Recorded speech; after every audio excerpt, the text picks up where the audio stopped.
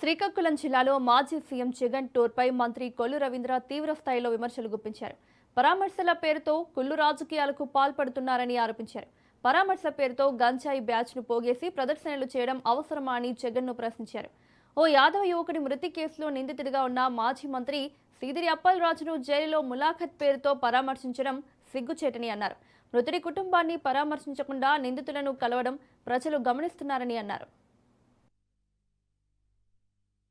ఉత్తరాంధ్రలో ఒక అమాయకుడైనటువంటి ఒక యాదవ సోదరుడు పశువులు కాసుకుంటూ బైక్ యాక్సిడెంట్ చేసి సిదిలి అప్పలరాజు కుమారుడు అతని మరణానికి కారణమైతే మరి అతన్ని తప్పించడానికి కనీసం అతనికి ఫస్ట్ ఎయిడ్ కూడా ఇవ్వకుండా కొడుకును కాపాడుకోవడం కోసం చేసినటువంటి ప్రయత్నం, దాని మీదట కేసు కడితే అంటే యాక్సిడెంట్ చేసి చనిపోతే కేసు కట్టరా?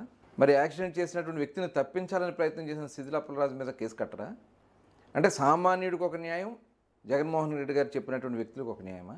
మరి పరామర్శ పేరుతో ఈరోజు వస్తూ ఆ పరామర్శే ఒక చెత్త పరామర్శ.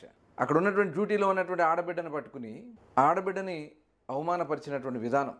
అంటే ఈ రాష్ట్రంలో ఆడబిడ్డలు ఉండడం జగన్మోహన్ రెడ్డికి ఇష్టం లేదా? ఈరోజు రోడ్లెక్కి బరి తెగించి ప్రవర్తిస్తూ ఉన్నారు. గంజాయి తాగే వాళ్ళని మరి పరామర్శ పేరుతో పరామర్శకు వస్తే పరామర్శకు వెళ్ళాలి. ప్రదర్శనలు అవసరమా జగన్మోహన్ రెడ్డి?